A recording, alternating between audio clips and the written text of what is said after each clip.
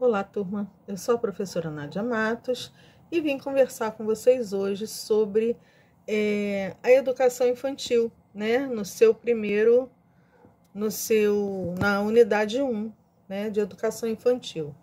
Então, nessa primeira unidade, vem se falando da trajetória evolutiva, né, da educação infantil.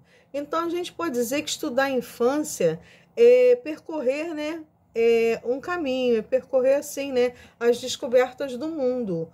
Por quê? Porque essa primeira infância, ela surgiu a educação infantil, ela surgiu, né, de uma necessidade, né, da era industrial, em que o Brasil não tinha a mão de obra qualificada para o trabalho e surgiu a necessidade das crianças terem que ficar em algum lugar para as mães poderem trabalhar.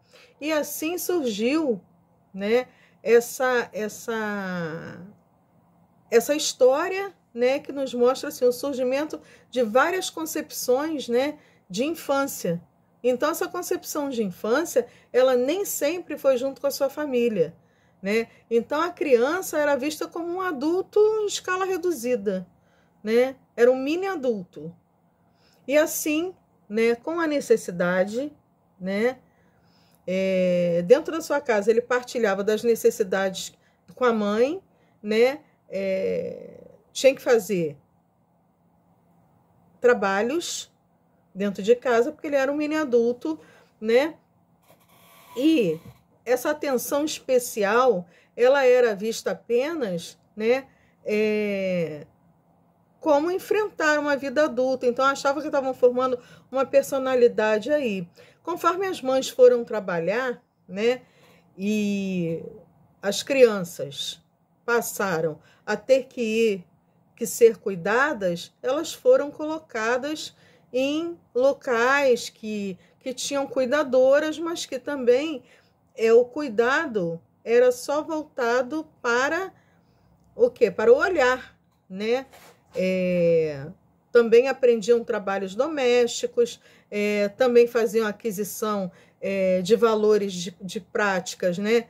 E coisas de adultos, até o trajar e a linguagem das crianças tinham que ser iguais a dos adultos. Então, não adiantava as mães irem trabalhar e achar que os filhos ali na época também, eles tinham que comer, né? E cuidar se ficasse doente, só isso. Então era isso, era a educação infantil era voltada apenas nesse sentido. Então não havia o despertar justamente desse desenvolvimento humano, né, na educação infantil, né? Então os professores, eles frequentavam uma sala, recebia aquelas crianças ali, aquelas crianças, se fossem pequenas, ficavam no berço, né? De manhã até de noite, ali comia, ali bebia, né? E não se desenvolvia nenhuma atividade locomotora, ou da fala, ou da linguagem, ou, né, ou da própria afetividade. Então, era assim que eram recebidas as crianças. Com o passar do tempo, essa visão de criança passa a modificar, né, socialmente, intelectualmente, e na Idade Moderna veio o iluminismo, né? E nesse iluminismo, né, a criança pobre, né, passa a ver a figura do pedagogo, que era um escravo, na verdade, e que conduzia a criança à escola, né? Então, a sua importância passa a surgir, né, aí com os direitos, né, com as necessidades físicas, cognitivas, psicológicas, emocionais a serem cumpridas. Mas aí, então, né, esse ato de conceber a criança como um ser individual, como um ser diferente do adulto e que possui direitos de cidadão, né, são mudanças na educação infantil, tornando, né, a criança de 0, né, aos 6 anos ainda muito específico, né, de 0 aos 5. Então, no Brasil, a educação pública, no século XX, né, durante décadas aí, houve essa transformação da pré-escola justamente para professores qualificados com a mão de obra, né, formada, né, por voluntários que estavam nesse trabalho. Então, os professores, essas pessoas ganharam, então, informação, ganharam estudo, né, para poder ver essas crianças como seres humanos diferenciados em outra fase da vida. Eles não são mini-adultos, eles nunca foram mini-adultos. Então, as instituições destinadas ao cuidado da criança, na verdade, naquela época, era considerada perigosa, né, para a sociedade, porque o foco não era a criança, mas aquilo que era denominado menor abandonado, né? Um delinquente. Aí, no caso, são as crianças que já não tinham mais os seus pais, né? E ainda hoje, tem um filme muito interessante, que é O Contador de Histórias, mas é nacional, né? Depois a gente pode fazer esse comentário. Que a gente vê que a mãe, ela é muito simples, muito humilde, e ela tem muitos filhos, e ela pega o filho e entrega. Tinham as propagandas na televisão, né, falando sobre a FEBEM, né, e que a FEBEM formava doutores, médicos, né, advogados, professores, engenheiros, e que a FEBEM era um lugar assim que poderia, né, formar essa capacidade nas crianças. Aquela mãe, muito simples, né, no filme, entregou seu filho à FEBEM, né? Não sei se vocês já assistiram esse filme, Contador de Histórias, nacional. E aí o menino foi entregue à FEBEM. Só que na FEBEM ele se perdeu, né? Ele se perdeu ali, ele foi crescendo, ele foi aprendendo tudo que não devia, enfim, ele se perdeu na FEBEM, né? E aí depois ele foi adotado, né, por alguém que conseguiu aí recuperá-lo, na verdade. Então, toda casa que acolhia menores, fossem menores abandonados ou menores, né, que os pais estivessem trabalhando, eram sempre assim, fora de tudo aquilo que a gente pode chamar de educação, né? Mas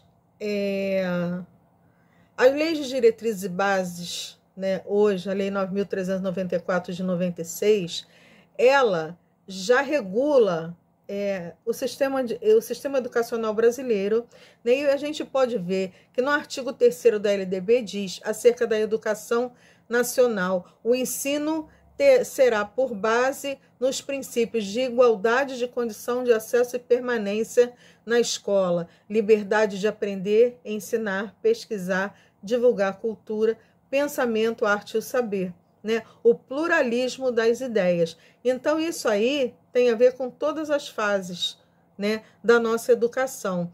Agora, no artigo 29, ela fala exclusivamente, né, das crianças, né, de até os 6 anos, com a finalidade de quê? De complementar a ação da família.